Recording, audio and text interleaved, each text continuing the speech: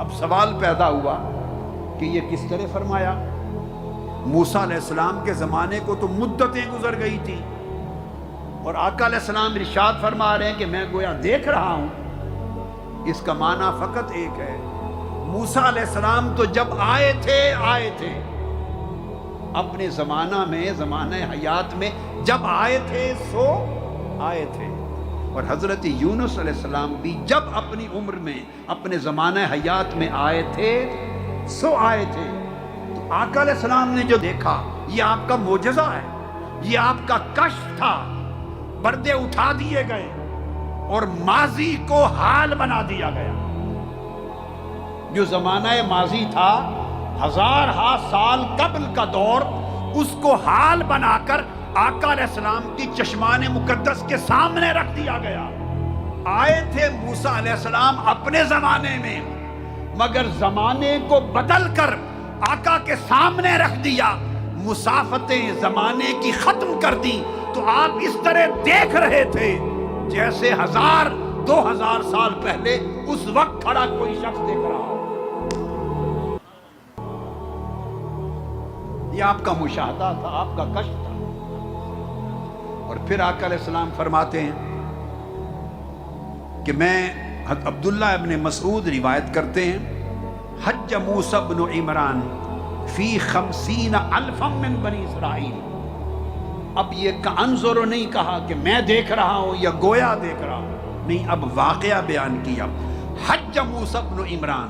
کہ حضرت موسیٰ علیہ السلام نے حج کیا، آ کر اس کعبے کا حج کیا، فی 50,000 من بنی اسرائیل، 50,000 افراد بنی اسرائیل کے ساتھ لے کر آئے۔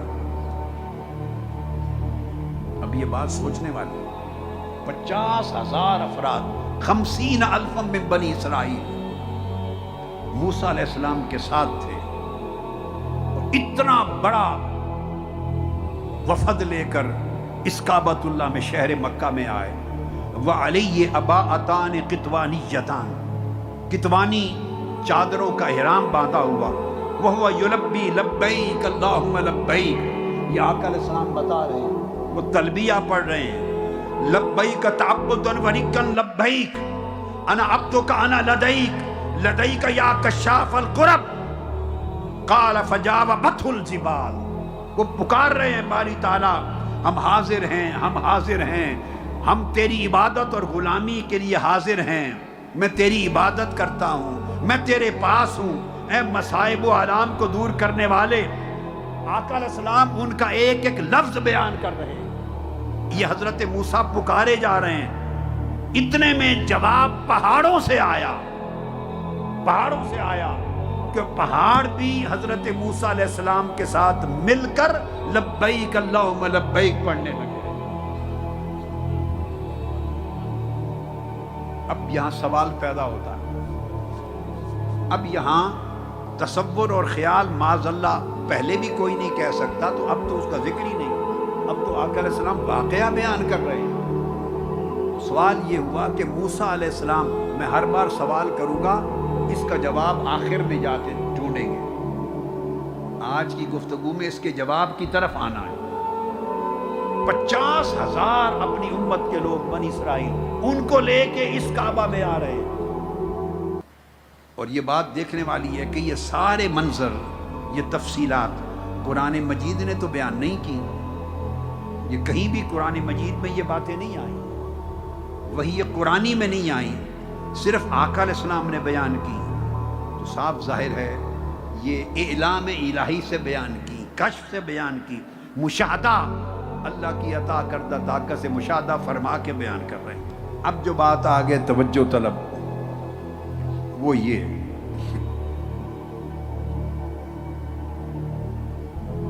کہ موسیٰ علیہ السلام کا یہ واقعہ بیان کرنے کے بعد آگے جو اگلی بات ہے اہم، وہ یہ ہے کہ حضور صلی اللہ علیہ وآلہ وسلم کا یہ ارشاد پھر آگے دیکھنے والا ہے۔ آپ نے فرمایا موسیٰ علیہ السلام کا ذکر کرنے کے بعد پھر، اور عبداللہ ابن عباس راوی ہیں، فرمایا لقد سالک فج الروحا 70 نبیا حجاجا علیہم ثیاب الصوف وَلَقَدْ صَلَّى فِي مسجد الخیف 70 نبیا۔ اس کو امام حاکم نے، طبرانی نے اور بیہقی نے روایت کیا، اور حیثمی نے کہا رجالہ ثقات۔ آقا علیہ السلام نے فرمایا کہ یہ جو روحا کے راستے پر گزرے 70 انبیاء، 70 انبیاء اس شہر مکہ میں آئے روحا کے راستے سے اور آ کے حج کیا،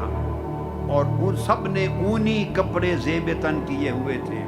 اور پھر آقا علیہ السلام نے فرمایا مینا میں جو مسجد خیف ہے اس میں 70 انبیاء علیہ السلام نے نماز ادا کی، 70 انبیاء نے۔ اب یہاں اس کے دو معنی، ایک معنی تو یہ کہ انبیاء علیہ السلام نے اپنے زمانے میں حج کیے، اور ایک معنی یہ بھی ہے کہ انبیاء علیہ السلام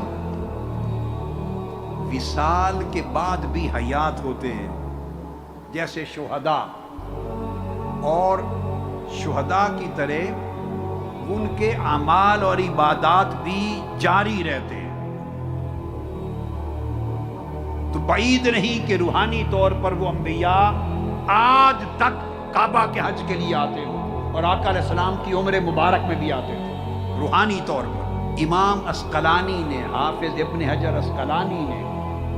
قال الاسقلانی الحافظ الاسقلانی فی الفتح، فتح الباری میں انہوں نے کہا قد جمع البیہقی کتابا لطیفا فی حیات الانبیاء فی قبورہم واورد فیہ حدیث انس الانبیاء احیاء فی قبورہم یصلون،